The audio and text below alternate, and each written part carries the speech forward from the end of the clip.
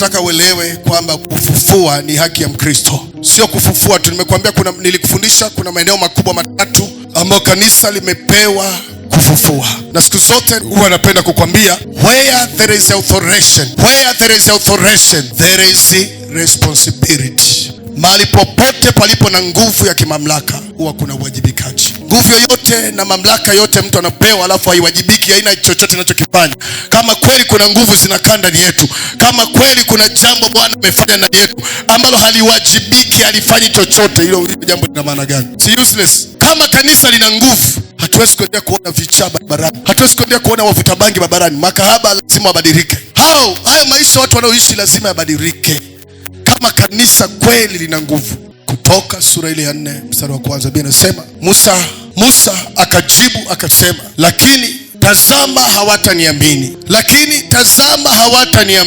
wala hawatasikia sauti yangu, wala hawatataka hata kunisikiliza. Maana watasema, Bwana hakumtokea, huyu ni muongo, Bwana hajawahi kumtuma Musa. Mstari wa 2 anasema, Bwana akamwambia, ni nini hiyo ulio nayo mkononi mwako?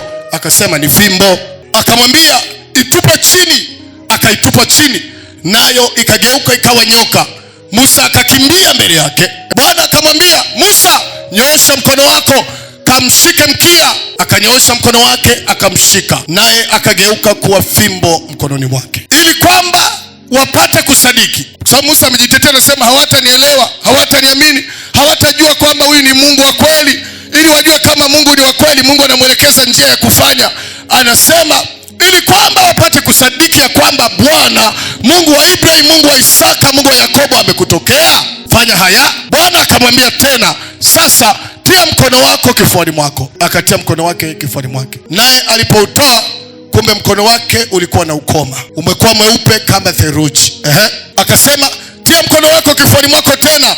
Akatia mkono wake kifuani mwake tena, na alipoutoa kifuani mwake, kumbe umerudi hali yake ya mwili wake. Basi itakuwa hivi, wasipokusadiki wala kusikiliza sauti ya ishara ya kwanza, watasikiliza sauti ya ishara ya pili. Kama hawakuelewi kwa muujiza ule, basi muujiza huu watakuelewa. Kisha itakuwa wasipoamini hata ishara hizi mbili, wala kusikiliza sauti yako, basi yatwae maji ya mtoni uyamwage juu ya nchi kavu, na yale maji uyatwayo mtoni yatakuwa damu juu ya nchi. Yani ishara ndio kitu ambacho Mungu anakipresenti kwa Musa, kwamba kuna ishara zifanyike mbele yao. Wewe unaniambia hawatakuamini, hawatasema kwamba wataanza kuambiana Musa hajawahi kutumwa na Mungu, huyu ni muongo. Kwanza alikimbia vita hapa, ameua mtu, akakiona kukaa kwa jangwani miaka 40. Saizi amerudi na sala mpya, anataka tukae nyuma yake tumtie moyo au tuambatane na dhambi yake tu. Anatudanganya huyu. Baada ya miaka 40 anarudi anatuambia kwamba amekutana na Mungu. Asije kando gia hii ya kurudia nyumbani. Nasema hawatanisadiki. Mungu anamwambia Musa, usijali, kuna ishara kazifanya mbele yao. Wasipoelewa kwa ishara ya kwanza kwamba kuna Mungu nyuma yako, wataelewa kwa ishara ya pili. Mungu alipoingia Misri, alienda na kitambulisho hiki. Alimpa Musa hicho kitambulisho, nenda nacho ili wanijue huko Misri kwamba ni mimi. Kawaonyesha hicho kitambulisho, kilikuwa kinaitwaje? Ishara na miujiza. Mungu anamwelekeza Musa, anamwambia nenda na hicho kitambulisho, ukifika pale waonyeshe kwamba ni mimi nimekutokea. Hiyo utafanya ishara, utafanya mambo, utafanya miujiza, kafanya matendo makuu.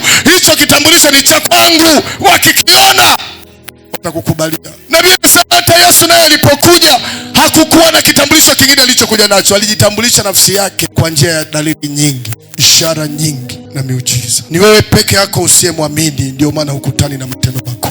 Biblia inasema kuna mahali ambako Yesu hakutenda kabisa, kule Nazareti hakufanya miujiza kwa sababu ya kutokuamini kwao. Mungu hakutoa Nazareti. Sogea kwa waliomwamini Yesu katika jina la Yesu. Mungu yuko hapa leo na yuko tayari kujifunua kwa mtu yoyote aliye tayari. Atajifunua kwako kwa matendo yatakao kutoa katika maisha ya unyonge. Atakufungulia milango. Waliosema huolewi unakwenda kuolewa. Waliosema kwako hayatawezekana, kuna ishara na miujiza tukitamka tamko. Nimewambia juzi Alhamisi, niliitwa kwenda mgodini huko, sijawahi kwenda. Mambo yamefungwa, roho zimekamata ule mgodi. Nimeomba kwenda kukanyaga tu pale na kutamka neno.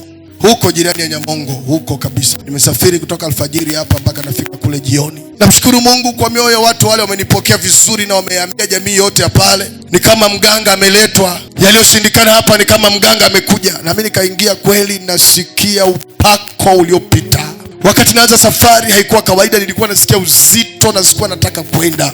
Yaani nilitamani nisiende. Kwa hiyo mpaka naanza safari tunabishana. Nimefika Kisesa au mnasemaje au nishuke tu.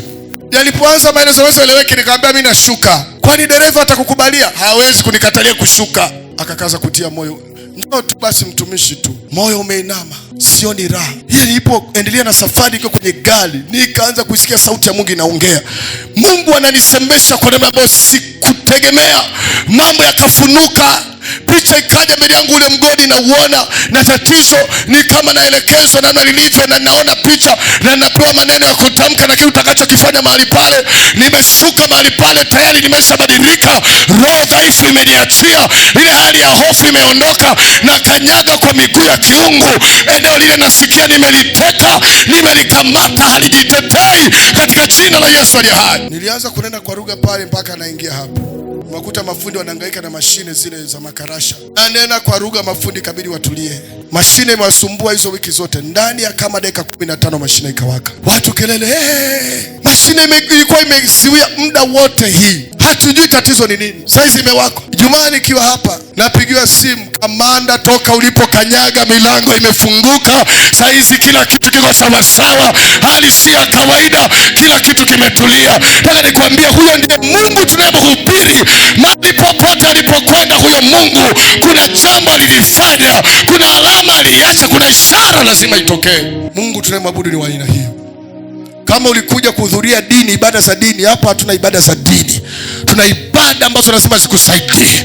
Utoke mahali uende mahali, utoke hatua fulani uende hatua nyingine. Matatizo hayo Bwana hataki kuyaona yakiendelea juu yako.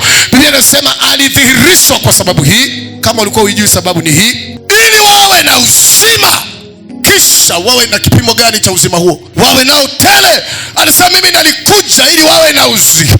Kwa lugha nyingine ni kwamba hali ya kutokuwa na uzima kwako ni tatizo kwa Yesu. Ndio kilichomtoa Yesu mbinguni kumleta hapa. Ukisoma ile waraka anasema alidhihirishwa apate kuziharibu kazi za yule mwovu. Kwa nini leo zisiharibike? Nauliza kanisa, kwa nini leo zisiharibike? Ziharibiwe katika jina la Yesu. Yesu akusaidie kuelewa. Kwa hiyo nataka ishara na miujiza iwe ni jambo la kawaida la kwa Mungu wetu, na Mungu unayemwabudu. Hakikisha akili yako imekaa hapo. Yaani hata ukiwa nyumbani wewe nenda kwa lugha. Elewa tu kwamba ishara na miujiza ni jambo ambalo lazima lifanyike kwa Mungu unayemwabudu wewe. Matendo makuu ni jambo la hakika, wala sio hadithi. Usihudhurie dini, usio mtu wa dini. Hakikisha ishara na miujiza ni jambo ambalo linafanyika wakati wote na mahali popote. Wewe kalia kuwa mtu wa dini tu, utasikia shuhuda za wengine, wewe husisikii. Lazima utoke katika hivyo viwango na ujue kwamba Mungu kuna mambo anayatenda, na hata kwangu yanaweza yakatendeka. Niombe nimalizie kitabu cha Matendo ya Mitume ili uone haya ambayo Petro anasema. Matendo ya Mitume, naomba soma ile sura ya 3 mstari wa 11, angalau mstari miwili. Basi alipokuwa akiwashika Petro na Yohana, huyu ni habari ya yule kiwete aliyoponywa na Petro na Yohana. Alipokuwa akiwashika Petro na Yohana, watu wote wakamkusanyikia mbio. Watu wanamjua mtu alikuwa ni kiwete tangu kuzaliwa. Baada ya Petro na Yohana kumponya, watu wakakusanyika mbio. Anasema watu wakamkusanyikia mbio katika tao lile liitwao tao la Sulemani, wakishangaa. Malizia kanisa, wakishangaa sana, mbona huyu ni kiwete? Hata Petro alipoyaona haya, akawajibu wale watu wanaoshangaa pale, akasema, enyi Waisraeli, mbona mnastajabia haya? Au mbona mnatukazia macho sisi kana kwamba tumemfanya huyu aende kwa nguvu zetu sisi au kwa utaua wetu sisi? Yaani mbona mnashangaa miujiza kwa Mungu wa miujiza? Mbona mnashangaa matendo makuu kwa Mungu atendaye matendo makuu? Haya mambo ni yuzo, ni hali ya kawaida kwa Jehova. Bwana huwa anatenda kuliko haya. Sema amen. Petro anambia, ni watu wametoka huko wanakuja, ni yule kiwete yule anayekaga pale, ndio yeye. Mbona amesimama na amewashika, wanaonekana watu wako wazima, imetokea nini? Wanamkazia macho Petro. Huyu atakuwa ni Freemason. Petro amejiunga Freemason. Huyu atakuwa mjifunga Freemason, atakuwa kuna uchawi. Wamemfanya kuwa mzima. Tuliwaambia watu hawa, hii dini wanaoileta hii. Mtu alikuwa kiwete anatembea. Bila sababu wakati wanakazia macho Petro, na akainuka kwa hasira, anasema, mbona mnatushangaa? Mbona mnatukazia macho? Mbona mnashangaa muujiza huu? Mungu wetu huyu, Mungu mnayemjua, haya mambo ameyafanya toka vizazi hata vizazi, hata leo bado anafanya, hajawahi kubadilika. Mwambie jirani yako, hajawahi kubadilika, hata leo anatenda na yuko hapa.